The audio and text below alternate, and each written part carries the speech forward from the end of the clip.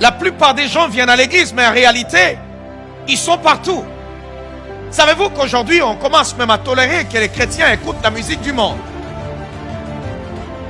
Il y a des gens qui sont dans l'église, qui sont enfants de Dieu, mais lorsque vous entrez dans leur maison, vous trouvez les cassettes ou je sais pas, la musique de Beyoncé, de Lady Gaga, de Jennifer Lopez, de Koffi Olomide et consorts.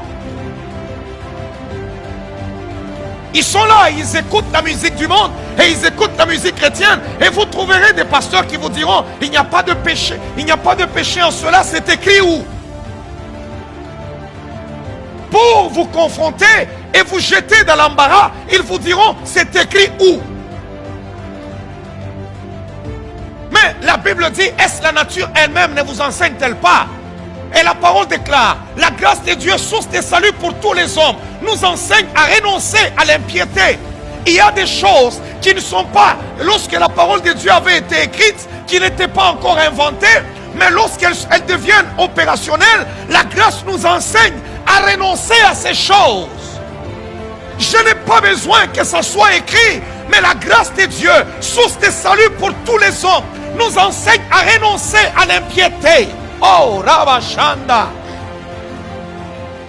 Et d'ailleurs, lorsque nous lisons la parole du Seigneur, nous trouvons que c'est dans la descendance de Caïn où les premières personnes ont commencé la musique profane.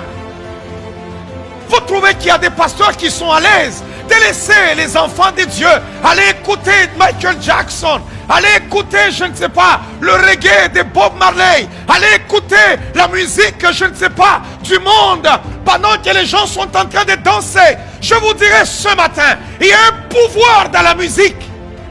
Il y a un pouvoir dans la musique. Non, il y a un pouvoir. Lorsque Saül était tourmenté par les mauvais esprits, on n'a pas seulement prié pour Saül. Non, on a appelé un jeune homme qui chantait avec l'Esprit de Dieu. Le chanteur parfait. Quand il chante, le trône de Dieu bouge.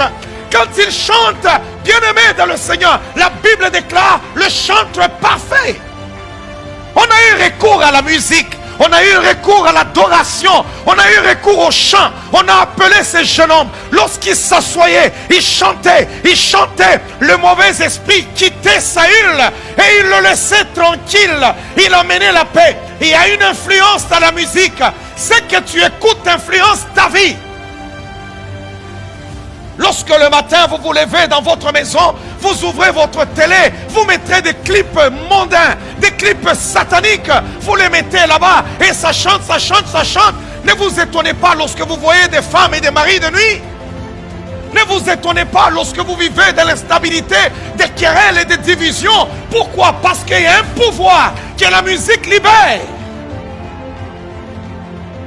Si la musique n'était pas importante, pourquoi nous consacrons même dans nos cultes un moment pour les chants? Lorsque nous chantons, l'âme est transportée. Nous allons jusqu'au trône de Dieu. Nous pleurons, nous voyons Dieu. C'est l'âme qui s'exprime. Je ne connais pas la source d'inspiration de Koffi Olomide, la source d'inspiration de Papa Wemba, la source d'inspiration de Lady Gaga, de Jennifer Lopez, de Beyoncé. Je ne connais pas leur source d'inspiration. J'ai besoin de chanter Dieu Tout-Puissant, quand mon cœur considère tout l'univers créé par ton pouvoir. Je n'ai pas besoin de chanter des chansons, je ne comprends même pas. Mais on me dit seulement, allez bouge, allez bouge, allez Dieu, bouge, allez, bouge. Bouge. Bouge quoi? Bouge comment? Bouge pourquoi?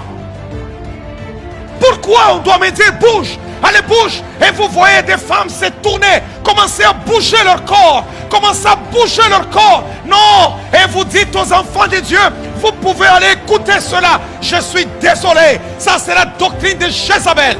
Ça c'est la doctrine de Jézabel. La doctrine de Jézabel trouve le monde à l'aise et tranquille face aux réalités du monde. Sauve, Seigneur, sauve. Sauve. Combien de personnes qui se disent enfants de Dieu, qui sont des diacres, des anciens dans les églises, mais lorsque vous entrez chez eux, c'est le paganisme. C'est des païens. Il y a même des gens qui se disent anciens de l'église, qui sont des leaders dans les églises.